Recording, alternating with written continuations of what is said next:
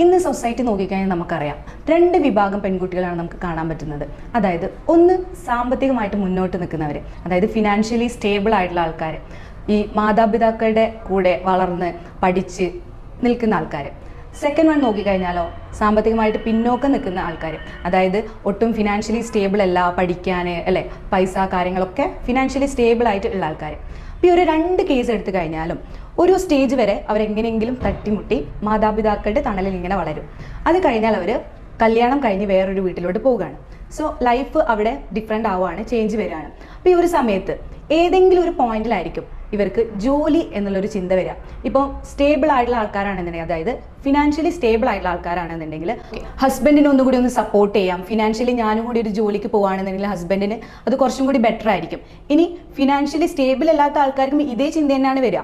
അതുപോലെ ഞാനും കൂടി സപ്പോർട്ട് ചെയ്താൽ നമ്മുടെ ഒരു ഫിനാൻഷ്യൽ സംഭവങ്ങളൊക്കെ, ക്രൈസിസ് ഒക്കെ ഒന്ന് മാറിക്കിട്ടും, ഹെൽപ്ഫുൾ ആയിരിക്കും.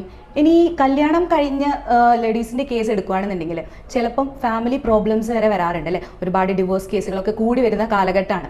ലൈഫിൽ ഇതുപോലുള്ള ഒരുപാട് പ്രോബ്ലംസ് ഫേസ് ചെയ്യുന്ന സിറ്റുവേഷൻസിലാണ് ഓരോ പെൺകുട്ടിയും തനിക്കും ഒരു ജോലി ഉണ്ടായിരുന്നെങ്കിൽ, ഒരു വരുമാനം ഉണ്ടായിരുന്നെങ്കിൽ എന്നുള്ള ചിന്ത വരുന്നത്.